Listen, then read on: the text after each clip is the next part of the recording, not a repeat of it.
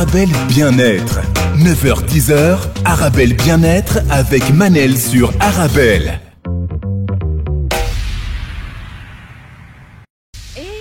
Retrouve pour notre rendez-vous quotidien 100% bien-être 9-10h sur Arabelle. Pourquoi j'enchaîne les relations courtes? Pourquoi mes histoires d'amour ne fonctionnent pas? C'est le titre de l'émission, ce n'est pas mon histoire à moi, je tiens à le préciser.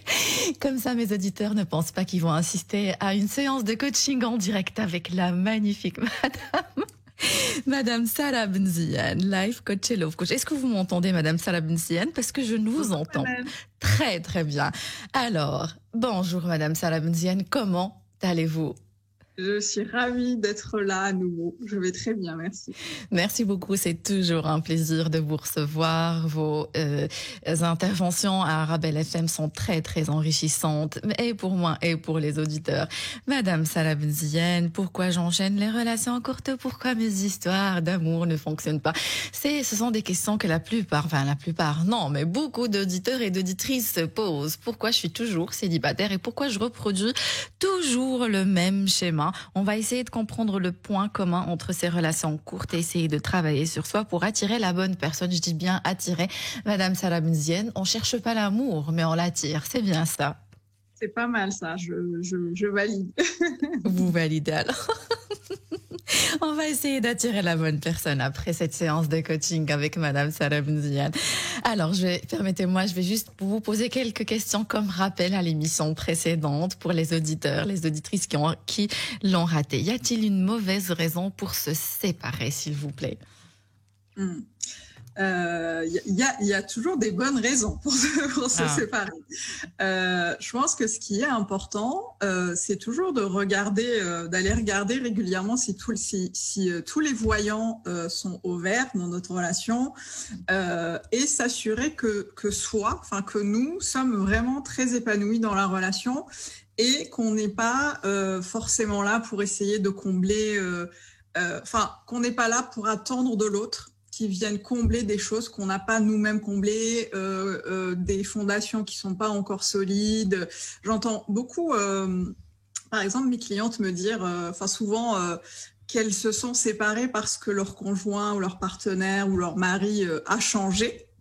Mais en fait, ce qui arrive souvent, c'est qu'elles ont beaucoup d'attentes. Elles ne verbalisent pas forcément ce qu'elles attendent d'une relation amoureuse, et quand en fait la relation ne va pas où elles veulent, souvent elles me disent oui, mais il a changé. Mais en vrai, les gens ne changent pas foncièrement, profondément, mais ce qui change, c'est vraiment la vision qu'elles ont de la relation amoureuse et la vision qu'elles ont des attentes qu'elles ont eues par rapport à la relation amoureuse. Et c'est vrai que Madame Salah Benziane, des fois, ce n'est pas la personne qui change, mais c'est nous qui avons une idée sur la personne. On s'est construit une image d'elle. C'est pas vraiment elle, mais c'est nous. C'est notre inconscient, peut-être.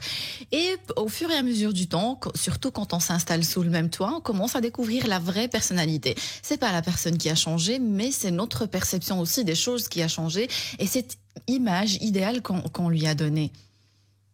Oui, il y a aussi, j'appelle ça le potentiel. On a toujours tendance à voir le potentiel chez l'autre et à se dire, là aussi je le vois beaucoup, je vais avec cette personne ou je reste avec cette personne parce que je pense que ça peut donner quelque chose de bien plus tard, ou parce que si il ou elle change telle ou telle chose, ça peut fonctionner. Et moi, je pense que c'est un peu dangereux, que c'est un peu risqué d'être en couple avec juste le potentiel que peut donner la relation, sans déjà ça prouve qu'on n'accepte pas vraiment l'autre comme il est. Et puis surtout, ça peut nous mener à des déceptions plus tard, justement. C'est ce que vous disiez, quand parfois on se met à vivre avec la personne et qu'on se rend compte finalement que le potentiel reste juste un potentiel et qu'on n'a pas et qu'on a trop idéalisé la personne en face de soi. Madame Salah Benziane, est-ce que vous avez un signe à nous donner pour dire que voilà, à ce moment-là, c'est vraiment le potentiel que je vois dans cette personne, ce n'est pas vraiment réellement le potentiel qu'elle a, c'est-à-dire que j'ai une image peut-être fausse d'elle. On voit des personnes des fois qui ont vite envie de s'engager. Après 2-3 semaines, des fois quelques mois, on va dire 3-4 mois, c'est bon, c'est assez, on a assez fait connaissance, on s'engage, on se marie en pensant qu'on connaît assez la personne. Qu'est-ce que vous en pensez? Oui, c'est très juste. En fait, il y a le premier signe, c'est vraiment quand on se dit, quand il y a cette petite voix dans la tête qui dit ça va marcher si il ou elle change sur tel ou tel aspect. Ça peut marcher si il ou elle change d'avis ou change de position ou change d'opinion sur telle ou telle chose. Effectivement, ça c'est vraiment, encore une fois, je trouve ça assez risqué parce que déjà on ne contrôle pas les gens, on ne change pas les gens. Moi, je crois profondément au changement, mais je crois que les gens changent parce qu'ils ont envie de changer, on les change pas. Oui.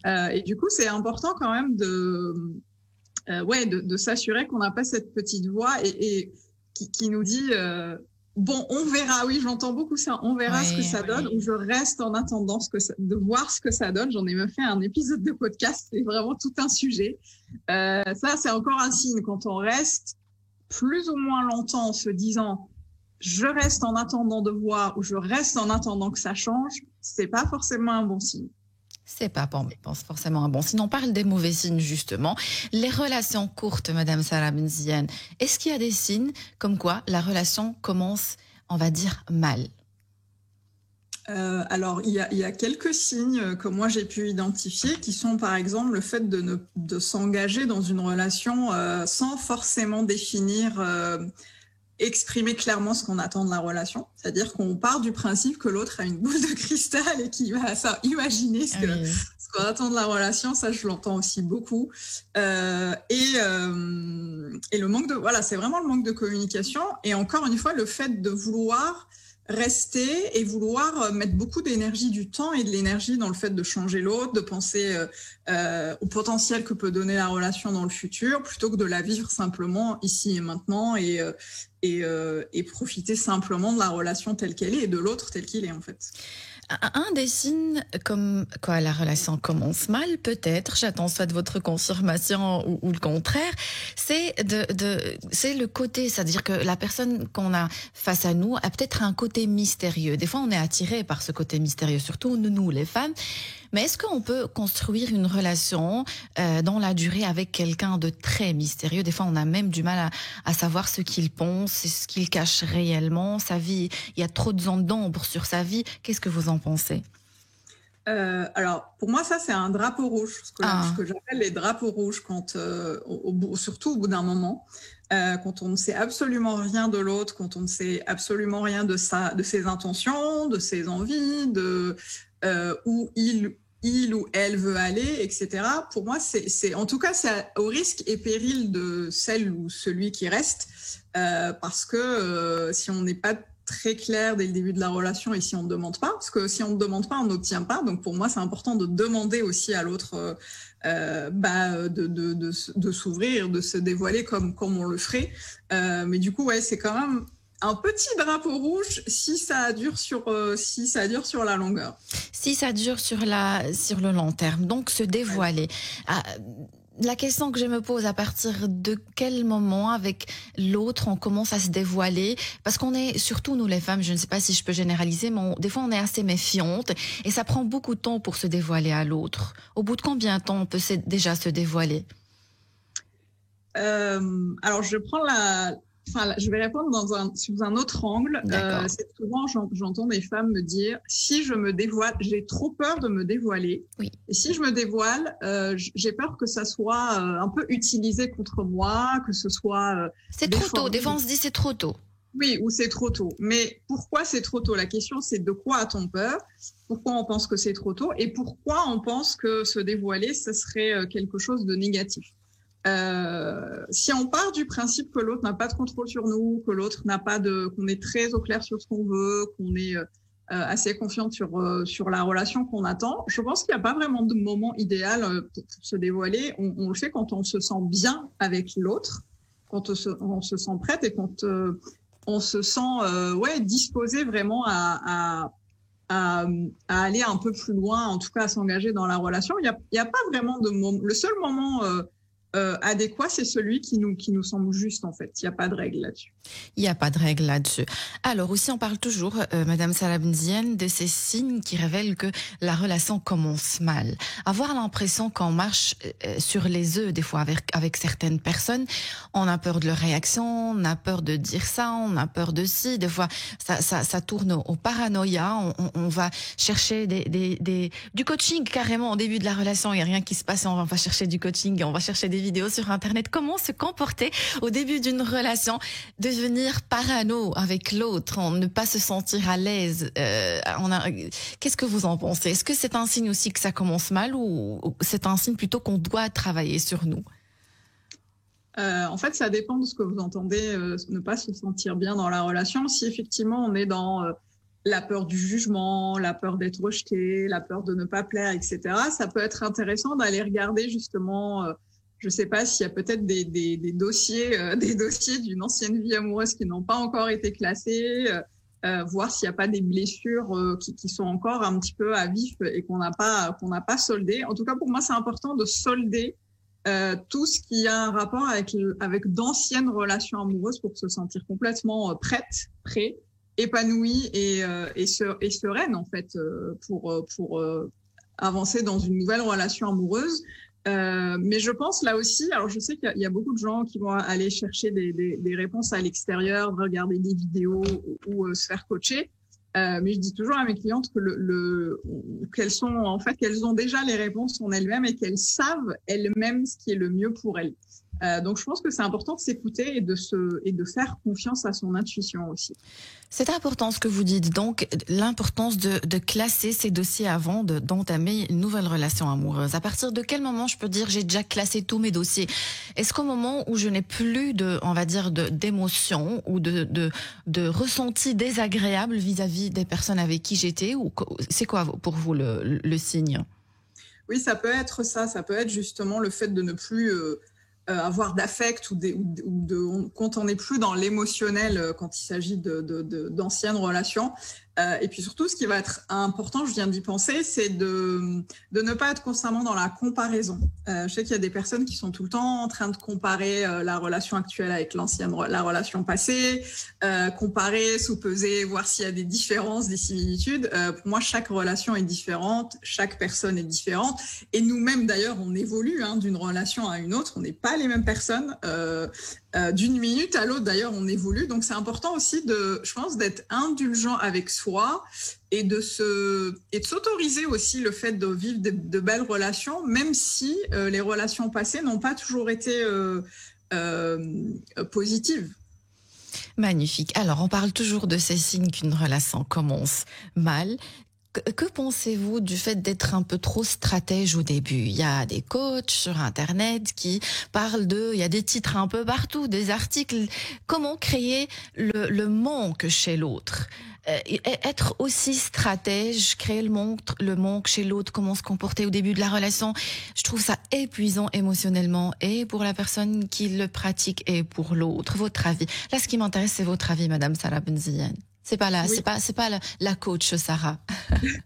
Moi, j'ai un avis très tranché là-dessus. Dites-moi. Effectivement, on voit beaucoup de titres un peu accrocheurs de comment faire un bon silence radio, comment faire pour qu'il ou elle s'accroche, etc. Moi, je trouve ça personnellement très malsain et c'est quelque chose qui prend énormément de temps et d'énergie et qui souvent ne fonctionne pas parce que ça ne part pas sur des bases qui sont saines. Et la stratégie, pour moi, n'a pas forcément sa place dans la relation amoureuse. Quand on est dans la stratégie, ça veut déjà dire qu'on est dans quelque chose qui n'est pas forcément, qui ne démarre pas forcément sur de bonnes bases saines.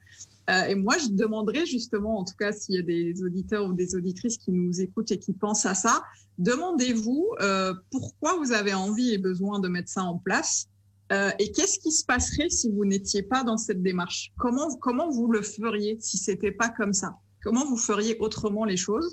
Et je trouve que ça libère vachement de faire les choses de manière complètement spontanée et de se montrer en fait sous son vrai jour, tout simplement.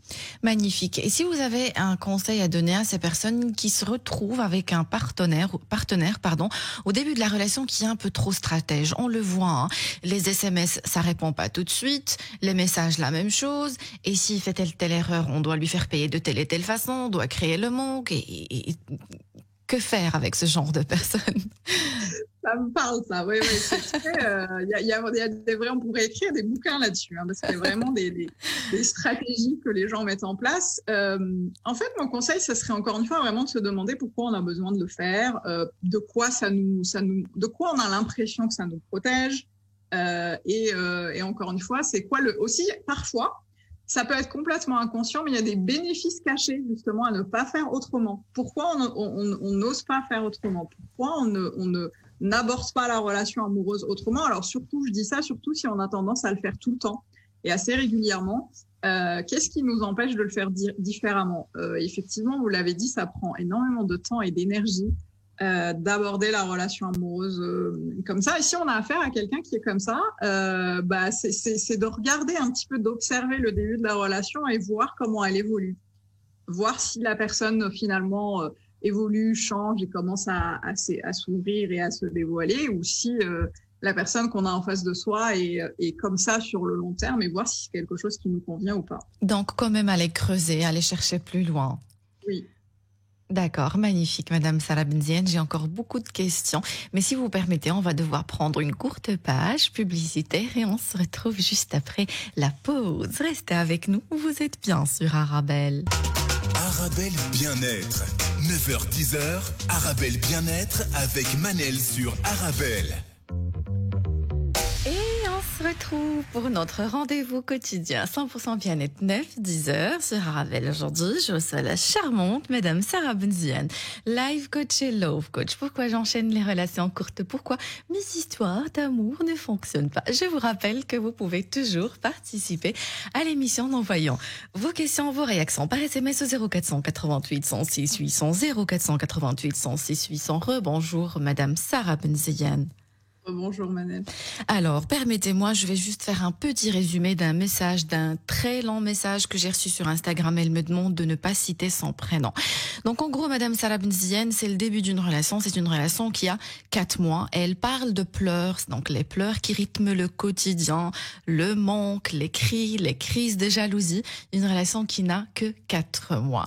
Alors, on n'a pas envie de donner déjà un diagnostic d'une relation. On ne sait pas ce qui se passe réellement, où est le problème. Mais quand ça commence avec des pleurs, des crises de pleurs, des crises de jalousie, des cris, est-ce que c'est un signe que ça commence très très mal? Déjà, je suis désolée pour cette personne. Je suis désolée qu'elle soit dans cette situation au début de la relation. Alors, on dit souvent que en général, même si je n'aime pas généraliser, les débuts de la relation sont censés être légers, fluides. On est censé justement mettre en place toutes les briques pour consolider quelque chose qui pourrait fonctionner. Donc, si effectivement, au bout de 4 mois, alors 4 mois sur une vie et sur une relation qu'on a envie de construire sur le long terme, c'est pas beaucoup. Donc, effectivement, c'est une courte durée, mais c'est aussi 4 longs mois dans son année, dans sa vie. Et pour moi, c'est important d'aller regarder qu'est-ce qui provoque en fait ces crises de jalousie, ces peurs. Est-ce que c'est de son côté à elle? Est-ce que c'est du côté de son compagnon? C'est important peut-être aussi d'essayer d'établir un dialogue pour comprendre, pour essayer de voir dans quelle mesure on peut changer la trajectoire pour qu'on ne continue pas en fait tout simplement sur cette lancée. Est-ce que c'est une question à se poser? Est-ce que ça a été toujours le cas avec les autres partenaires? Peut-être le problème vient de chez moi. Oui, c'est possible, effectivement, si on reproduit toujours le même schéma, qu'il y a toujours des débuts de relations compliquées et conflictuelles, effectivement, moi, je sais que c'est pas toujours facile à entendre, mais je dis toujours à mes clientes, le point commun, le dénominateur commun entre vous et vos histoires, vos partenaires passés, c'est vous. on est toujours au centre de nos relations amoureuses. Donc, allez regarder aussi si on a l'habitude de faire ça, en tout cas si c'est un schéma qu'on reproduit, peut-être aller se questionner de qu'est-ce qui nous fait peur, qu'est-ce qu'on n'a pas encore peut-être soldé par rapport à des relations passées, mais prenez le temps de réfléchir et surtout peut-être aussi de se dire, et si cette fois je faisais les choses différemment? Et si oui, comment je procéderais? Magnifique. Permettez-moi juste de rappeler une phrase de Sandrino, coach en relations amoureuses que j'ai déjà reçu ici dans cette émission. Il a dit quelque chose qui m'avait marqué. Les histoires d'amour finissent mal en général, alors on pourrait au moins les débuter de la meilleure des manières. Magnifique. Alors Madame Sarah Benzien, vous avez le bonjour sur Instagram de coach Nisrine Achak, coach, consultante et formatrice que j'ai déjà reçue plusieurs fois dans cette émission. Donc elle me dit j'aime beaucoup Sarah Benzien. Passez-lui le bonjour de ma part. Merci beaucoup. Alors, Madame Sarah Benzien, on vient aussi vous consulter pour ce problème-là, le problème des relations qui ne durent pas longtemps ou les relations courtes, ou ce que vous appelez vous, les relations non engageantes. Les problèmes fréquents dans ces histoires d'amour, selon votre expérience, c'est quoi? Il y a beaucoup de choses... il n'y a pas vraiment de règles, mais c'est vrai qu'il y a des choses qui se dégagent et les relations qui ne durent pas, on voit parfois, encore une fois, le manque de clarté sur ce qu'on veut, simplement, ne pas l'exprimer dès le début de la relation, parce qu'on pense qu'il ne faut pas l'exprimer, parce que certaines personnes n'osent pas l'exprimer, tout simplement. Il y a, encore une fois, on l'a dit tout à l'heure, le fait de tomber amoureux du potentiel et d'attendre en fait que l'image idéale qu'on se fait de l'autre se matérialise. Il y a le fait d'être avec des gens qui ne sont pas disponibles aussi parfois et qu'on pense pouvoir les changer, etc. En fait, il y a plein de choses. Il y a vraiment beaucoup d'éléments qui font que parfois la relation ne dure pas. Alors, j'ai encore beaucoup de questions par rapport aux problèmes fréquents dans les histoires d'amour courtes, bien évidemment, mais j'ai un SMS que je vais absolument prendre. Je crois que ça va vous parler, Madame Sarah Benzien. Alors, c'est Neder, voilà. Neder, il dit... bonjour, ma fille marocaine va épouser un Congolais converti. Je n'arrive pas à m'y faire. Comment passer ce cap? Merci pour votre réponse. Alors, le fait de se poser cette question par rapport à l'origine, moi déjà, je trouve que c'est un problème déjà de base. Se poser cette question. Pourquoi se poser la question par rapport à la nationalité ou l'origine de la personne? Alors oui, ça me parle effectivement, c'est un sujet qui me parle personnellement. En fait, je crois que ce qui fait souvent peur aux parents, c'est déjà la différence au-delà de la nationalité ou de la religion. C'est vraiment de se dire, oh là là, il y a une différence peut-être culturelle, peut-être effectivement dans les mœurs, etc. Il y a une peur de l'autre, une certaine croyance qu'on a sur l'autre, sur les personnes qui sont différentes. Et je pense que ce qui peut aider cette personne, c'est peut-être effectivement de s'assurer déjà que sa fille est vraiment bien dans cette relation et qu'elle est épanouie, et d'en discuter en fait avec elle et aller regarder un peu ce qui le chagrine entre guillemets, ce qui le questionne. Moi je sais en tout cas par expérience que on a parfois aussi peur du regard des gens, du regard familial, du regard des voisins, de la société, etc. Et c'est important de s'assurer que c'est pas les croyances des autres et les peurs des autres qu'on porte en plus des nôtres sur nos épaules, et de voir en fait jusqu'où on est prêt aussi à avancer pour le bonheur de sa famille, de ses enfants, etc. Mais je sais que c'est une question qui est assez compliquée et que ce n'est pas toujours évident. Donc, pour vous, Madame Sarah Benzien, la seule chose qu'on peut excuser dans cette question, c'est le fait d'avoir peur d'avoir des valeurs différentes. Mais en aucun cas se poser la question par rapport aux origines ou la couleur de peau ou autre. Oui, alors effectivement, c'est un sujet qui est assez délicat parce que je sais, pour l'avoir vécu, je sais que c'est quelque chose qui peut être assez radical, de se dire non mais moi je veux que mon enfant, mon fils ou ma fille soit avec telle ou telle personne qui soit peu importe que ce soit qu'il ou elle ait la même couleur de peau ou la religion.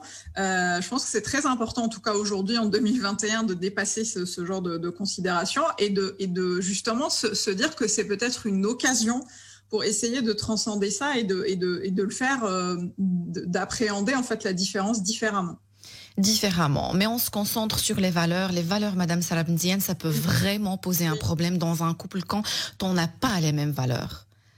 Oui, et ça pour le coup, c'est très important. Mais pour moi, c'est pas parce qu'on n'a pas la même religion ou la même couleur de peau qu'on n'a pas les mêmes valeurs. Donc ça, c'est important de le souligner. Magnifique, très très important ce que vous dites. Donc c'est une réponse à Nader. Alors Madame Sarah Bnziane, on parle beaucoup de dépendance affective. Si on est quelqu'un de dépendant affectif, on va tendance à saboter nos relations amoureuses et on va avoir plusieurs relations courtes. Ici, ce qui m'intéresse encore une fois, c'est votre avis, parce que j'ai déjà posé cette question à Madame Stéphanie Palma, coach aussi en relations amoureuses. La question est, est-ce que je peux être dépendante affective avec une personne, c'est-à-dire que c'est lui qui me pose à l'être, il crée en quelque sorte le manque en moi, et ne pas l'être avec quelqu'un d'autre. Ou si on est dépendant affectif, on l'est avec tout le monde. Ça dépend des personnes. Là aussi, il y a vraiment pas, c'est pas une science exacte, il n'y a pas de règle. En revanche, ce qui va être important, c'est de regarder si on n'a pas un comportement addictif entre guillemets ou dépendant entre guillemets sur des choses de la vie quotidienne, par rapport à ses amis, par rapport à si on n'a pas reproduit ça plusieurs fois dans sa vie amoureuse, parce qu'il faut bien que ça commence une fois, et si on l'a déjà fait une fois, il y a des chances pour qu'on reproduise des schémas de dépendance affective. Mais oui, ça commence toujours par effectivement quelque chose, une espèce de un trigger, un déclencheur qui fait qu'on tombe un peu dans la dépendance affective. Mais pour moi, il n'y a pas de règle. Simplement, je pense qu'il faut être attentif dès le début de la relation amoureuse, pour justement s'assurer qu'on n'est pas en train d'être happé par cette dépendance affective et d'être... parce que souvent, quand on est dans la dépendance affective, l'autre est un peu au centre de l'univers. Il n'y a plus que lui ou elle qui compte. Et c'est vraiment être très vigilant sur quelle place on donne à l'autre dans notre vie et quelle place on donne au reste dans notre vie. Le signe pour vous, comme quoi on a un comportement de dépendance affective, c'est lequel, s'il vous plaît? Alors, il y a plusieurs signes. Le premier, c'est ce que je disais, c'est vraiment de faire de l'autre sa priorité absolue. Je peux donner des exemples très concrets. C'est par exemple annuler des rendez-vous ou des sorties avec ses amis pour aller rencontrer l'autre, alors qu'on l'a prévu depuis des jours ou des semaines. C'est se rendre disponible tout le temps pour l'autre, alors que l'autre ne l'est pas forcément pour nous. C'est essayer pas de le sauver, mais d'essayer de régler ses problèmes, de l'aider à aller mieux, de lui trouver des solutions pour qu'il aille finalement dans notre sens. Et c'est vraiment mettre toute son énergie et tout son temps au service de l'autre. Et ce que ça crée souvent, c'est qu'on s'oublie complètement en fait dans la relation. On oublie ses envies. Moi, j'ai vu beaucoup de femmes renoncer par exemple à leur passion, à leur hobby, arrêter de faire du sport, arrêter de sortir avec leurs amis. C'est très important d'être vigilant pour ne pas justement être sur une pente un peu dangereuse comme ça, où on s'oublie, où on se coupe du monde extérieur pour se consacrer uniquement à l'autre. Alors, Madame Sarah Bnziane, en préparant cette émission, j'ai un peu lu sur la dépendance affective et comme signe, j'ai lu avoir peur de perdre l'autre. Est-ce qu'avoir peur de perdre l'autre peut être un signe de dépendance affective? Parce que forcément, quand on aime quelqu'un profondément, sérieusement, on a forcément un peu peur de le perdre, non? Qu'est-ce que vous en pensez? La peur de perdre l'autre, ça dépend comment elle se manifeste. C'est-à-dire que si la peur de perdre l'autre nous fait faire des choses, celles que j'ai citées précédemment. Accepter l'inacceptable, peut-être. Voilà, accepter l'inacceptable, accepter de mettre 100% de son temps, justement, de donner son temps à l'autre par peur qu'il nous quitte ou par peur qu'il parte. Ça, c'est effectivement l'un des signes qu'on est plus en train d'essayer de garder, de contrôler, parce qu'on est aussi beaucoup dans le contrôle absolu. Enfin, on croit être dans le contrôle alors qu'on contrôle absolument rien dans la relation. On a aussi cette illusion que si on mettait tout notre temps et notre énergie dans cette relation, l'autre, on aurait le contrôle sur une éventuelle fin de relation et du coup, on ferait tout pour que la relation ne se termine pas. Et ça, c'est une illusion puisqu'on ne contrôle pas la réaction des gens et on ne sait pas comment les gens réagissent. Magnifique, toujours se poser la question si je suis en train d'attirer toujours les mêmes histoires, les mêmes problèmes et mes histoires se reproduisent à chaque fois. Madame Sarah Benziane, j'aurais une question par rapport au fait d'attirer des hommes ou des femmes indisponibles, mais si vous permettez, ça va être juste après la pause. Restez avec nous, vous êtes bien sur Arabelle. 9h-10h, Arabelle Bien-être avec Manel sur Arabelle. Se retrouve pour notre rendez-vous quotidien 100% bien-être 9-10h sur Arabelle. Aujourd'hui, je reçois en direct de Paris Madame Sarah Benziane, life coach et love coach. Pourquoi j'enchaîne les relations courtes? Pourquoi mes histoires d'amour ne fonctionnent pas? Je vous rappelle que vous pouvez toujours participer à l'émission en envoyant vos questions, vos réactions par SMS au 0488 106 800 0488 106 800. Mina, Rose et Anis, merci du fond du cœur pour vos messages sur Instagram. C'est très gentil. Rebonjour Madame Sarah Benziane. Rebonjour Madame. Alors, parmi les raisons de ces relations, on va dire, courtes, qui ne durent pas longtemps, ce sont des relations des fois où on attire des hommes indisponibles ou des hommes aussi qui attirent des femmes indisponibles. Qu'est-ce que ça dit sur moi si j'attire toujours des personnes indisponibles, Madame Sarah Benziane? Alors déjà, il faut se demander si soi-même on est disponible, parce que j'en ai fait encore une fois un podcast là-dessus, parce que c'est un sujet que je vois assez régulièrement, notamment dans mes coachings, en tout cas des femmes qui sont avec des hommes qui ne sont pas disponibles.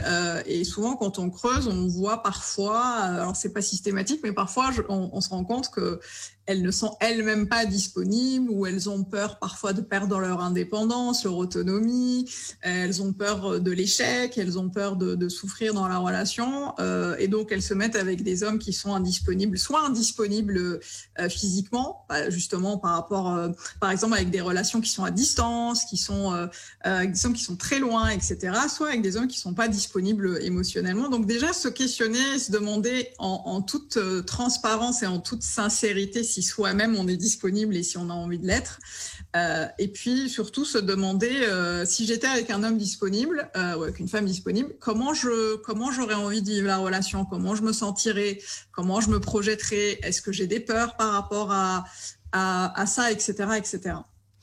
Et donc, pour vous, je peux avoir peur de perdre mon indépendance et c'est pour ça que je vais attirer des hommes ou des femmes qui sont indisponibles.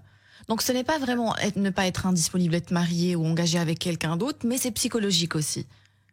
Ça peut l'être et c'est totalement inconscient. Hein. Souvent, en tout cas les femmes que je l'accompagne, souvent elles ne sont pas conscientes de ça au début du coaching. Et puis c'est vrai qu'au fur et à mesure, on se rend compte qu'elles ont des phrases du type j'ai pas envie de perdre mon indépendance, j'ai pas envie de souffrir, j'ai pas envie de mettre trop d'énergie dans une relation, etc., etc.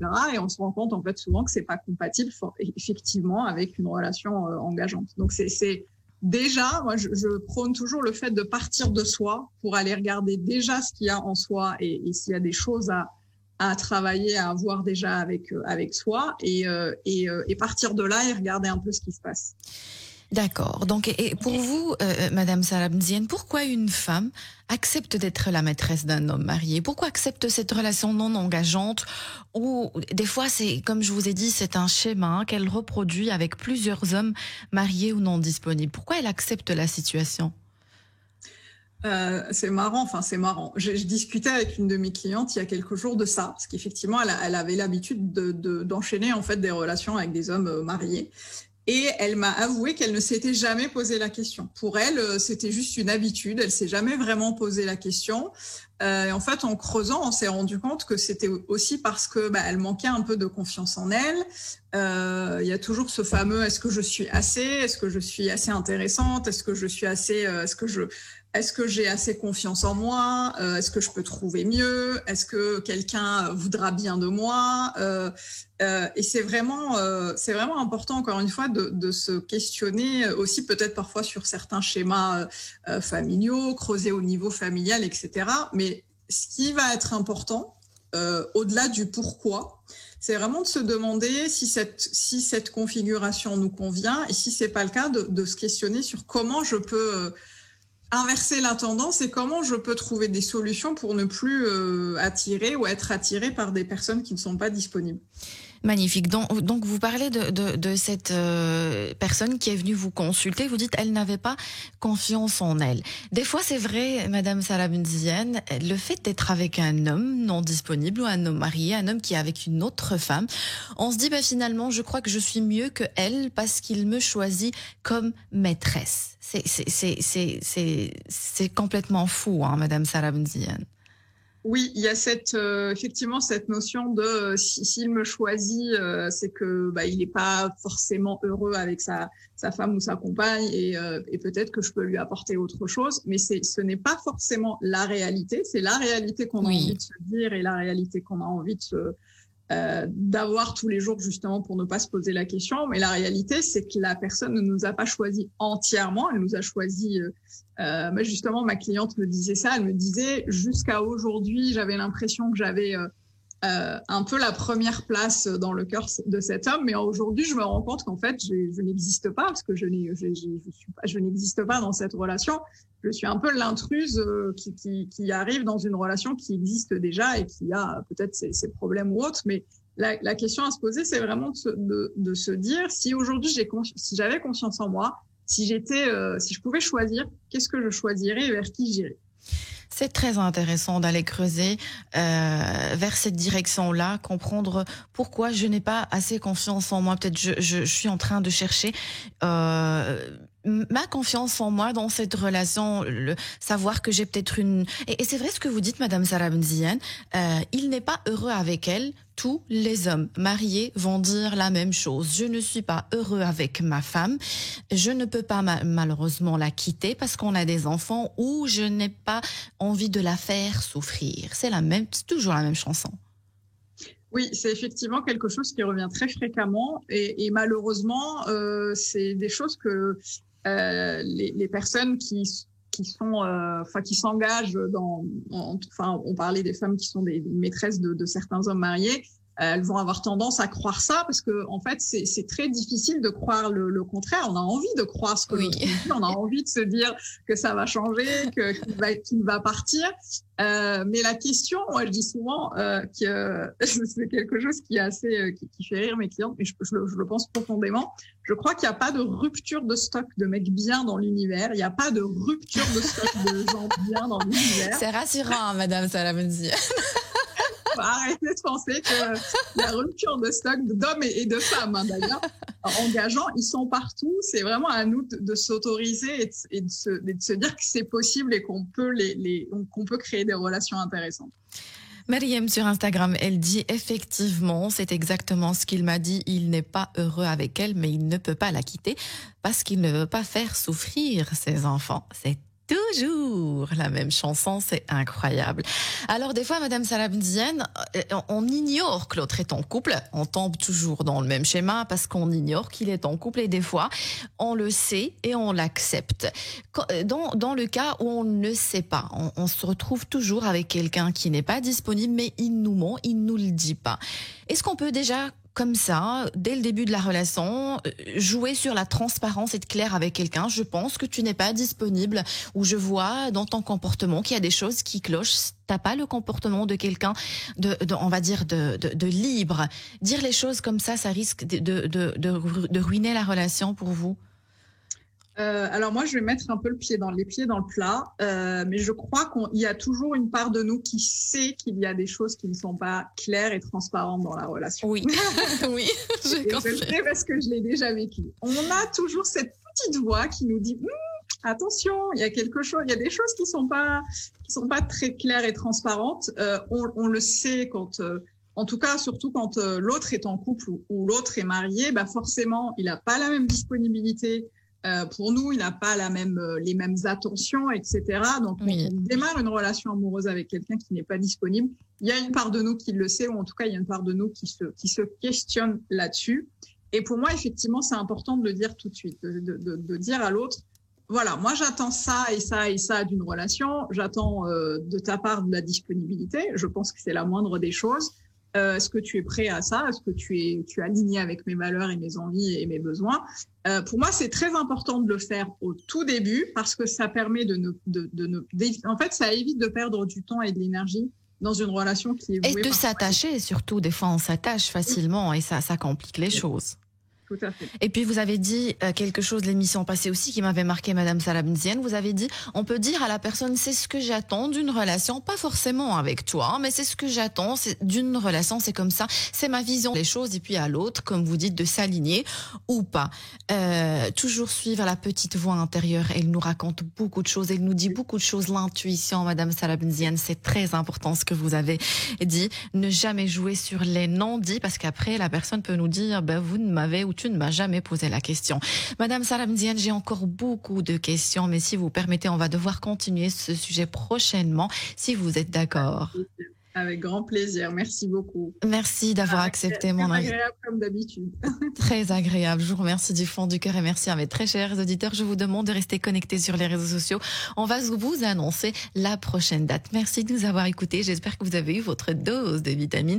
N'oubliez pas que le bonheur vous rend plus belle et plus beau. Fréquentez les gens heureux. Le bonheur est contagieux. Rendez-vous à lundi, 9h sur Arabelle. Arabelle Bien-être. 9h-10h, Arabelle Bien-être avec Manel sur Arabelle.